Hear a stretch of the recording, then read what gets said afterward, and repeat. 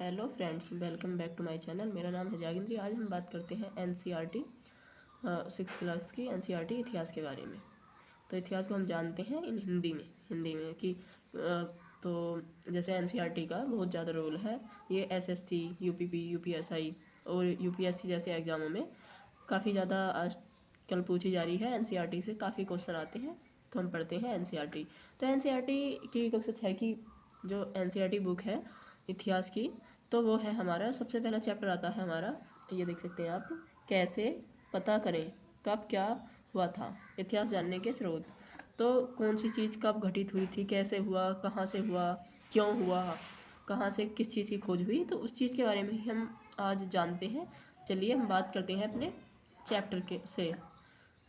तो ये शुरू हो चुका है हमारा चैप्टर 1 एनसीईआरटी का, कि कैसे पता करें कब क्या हुआ था, इतिहास जानने के स्रोत।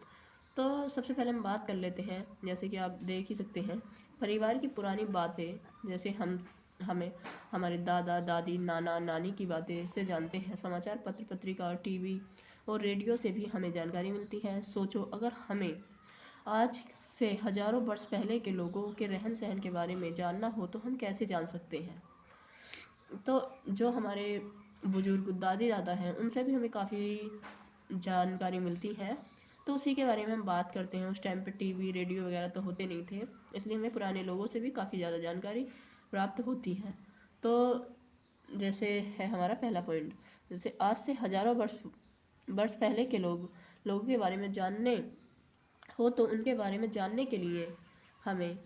जानने के लिए हमें इतिहास का अध्ययन करते हैं। इतिहासकार अतीत से प्राप्त तथ्यों और साक्ष्यों के आधार पर बीते समय की जानकारी देते हैं। इतिहास बीते हुए समय और उस समय के लोगों को समझाने और जानने का एक साधन है। कि इतिहास उस समय के लोगों और समाज, संस्कृति की, उनकी संस्कृति क्या थी, कैसे थे, कैसे रहते थे लोग, उस चीज़ के बारे में हमें इतिहास से ही हमें जानकारी प्राप्त होती है। तो जैसे है कि हम वो क्या करते थे, क्या खाते थे, कैसे रहते थे। तो हमारा पॉइंट आता है कैसे पता लगाते हैं। तो जैसे कि आप देख ही सकते हैं, तो हमारा अगला पॉइंट आता है, अतीत में एक एक ऐसा भी युग था जब लोग लिखना नहीं जानते थे उन लोगों के जीवन के विषय में हमें जानकारी उनके द्वारा छोड़ी गई वस्तुएं जैसे कि है जानकारी उनके द्वारा छोड़ी गई वस्तुओं से मिलती है, जैसे मिट्टी के बर्तन, खिलौने, हथियारे तथा औजार द्वारा मिलते हैं। प्राय इन वस्तुओं को पुरावेताओं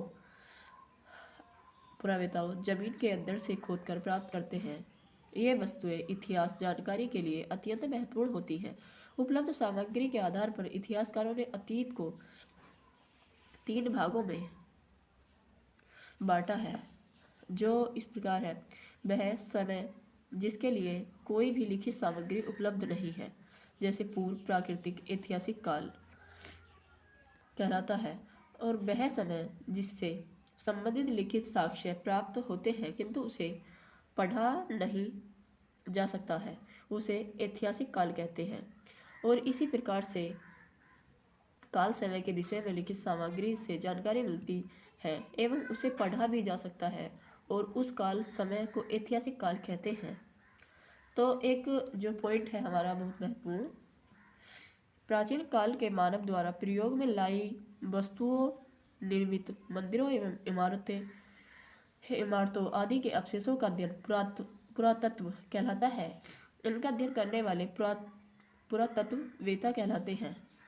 जिस चीज़ का अध्ययन किया जाए उसे पुरातत्व कहते हैं, और जिसने अध्ययन किया उसे पुरातत्ववेत्ता कहते हैं।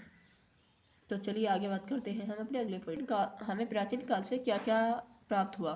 ताम पत्र, जो ताड़ के पेड़ के चौड़े पत्ते हैं उन्हें कहते हैं। भोजपत्र, भुर्ज नामक पेड़ की छाल। तामपत्र, तांबे के पतले एवं चपटे टुकड़े। स्तंभ लेख, पत्थर के खंभों पर लिखे लेख। शिलालेख, पत्थर की चट्टानों पर लिखे लेख। जैसे कि आप सब जानते हैं कि आज के टाइम पे काफ़ी सारे इंटरनेट, फ़ोन, कंप्यूटर वगैरह है, लेकिन उस टाइम पे ऐसा कुछ नहीं था।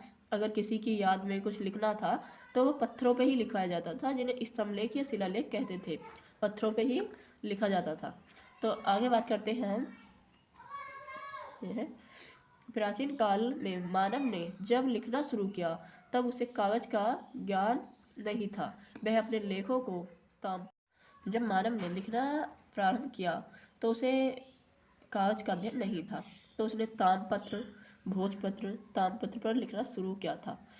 कभी कभी लेख बड़ी शिलाओं, स्तंभों, पत्थरों की दीवारों, मिट्टी या पत्थर के छोटे छोटे फलकों, टुकड़ों पर भी लिखे जाते थे। आरंभ में मानव ने अपनी भावनाओं को चित्र के माध्यम से इन चीज़ों पर उकेरा मतलब दिखाया। ये शब्द है उकेरा। तो पहले दिखाने को, ये किसी चीज़ का अध्ययन करने को उकेरा ही कहते थे। उकेरा। धीरे धीरे ये चित्र संकेतों, प्रतीकों में बदलते चले गए और लिपि का आविष्कार हुआ। इसलिए आरंभिक लिपियाँ चित्रात्मक पिक्टोग्राफी दिखाई पड़ती हैं, जैसे कि चीनी लिपि और मिस्र लिपि, सिंधव लिपि आदि। इसे पढ़ रहे हैं, इसे देवनागरी लिपि कहते हैं।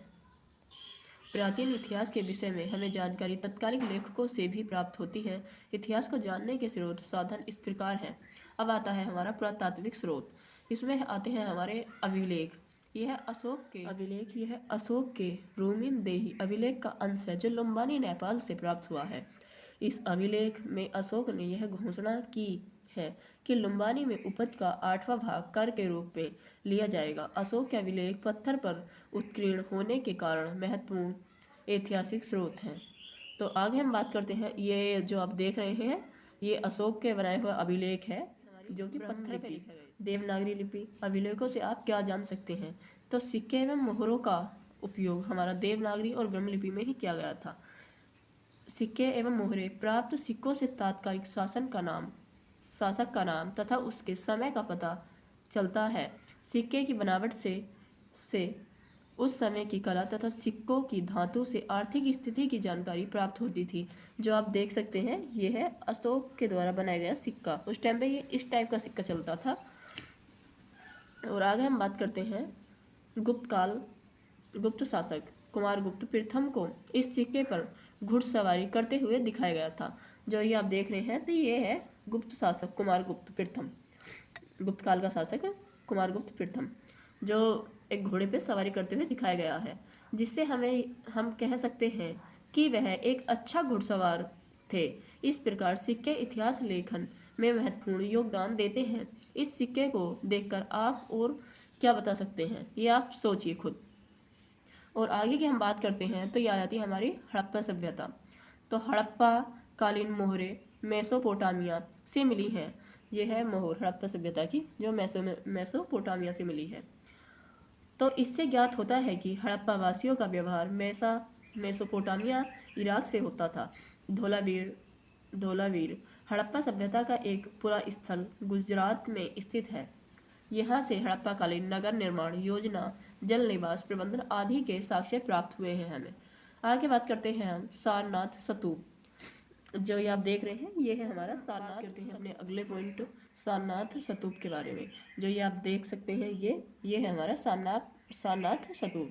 तो सारनाथ स्तूप उत्तर प्रदेश में स्थित इस धमेक स्तूप का निर्माण मौर्य वंश के शासक अशोक ने कराया था। महात्मा बुद्ध ने सर्वप्रथम सारनाथ में अपना उपदेश दिया था।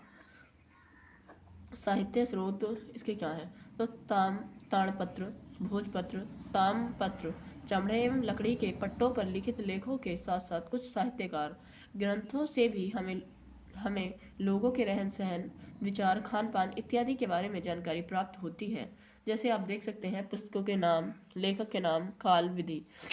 सबसे पहले बात करते हैं हम वेद।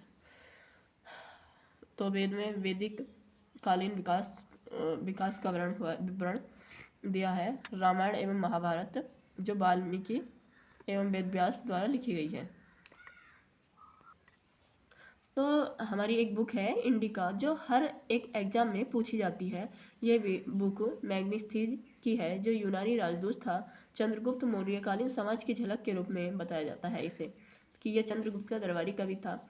और एक बुक आती है हमारी यात्रा विवरण, यात्रा विवरण जो यात्रा से संबंधित है, ये है हमारी फो क्यू की, ये फायान की बुक है, फायान इसके राइटर हैं।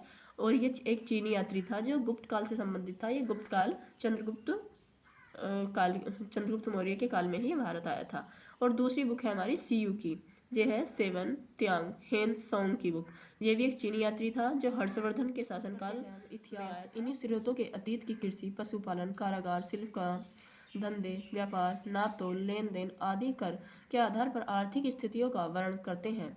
घर परिवार, स्त्रियों की स्थिति, शिक्षा, रहन सहन, खान पान, वेशभूषा, मनोरंजन, त्योहार, मेले इत्यादि के आधार पर सामाजिक तथा राजा प्रजा, प्रशासन, सुरक्षा व सैन्य व्यवस्था के आधार पर राजनीति स्थिति की जानकारी प्रदान करते हैं। इस प्रकार काल, आचार विचार, ज्ञान विज्ञान की मान्यता, धार्मिक विश्वास, देवी देवताओं, पूजा पाठ एवं परंपराओं के आधार पर आर्थिक एवं सांस्कृतिक स्थिति का वर्णन करते हैं।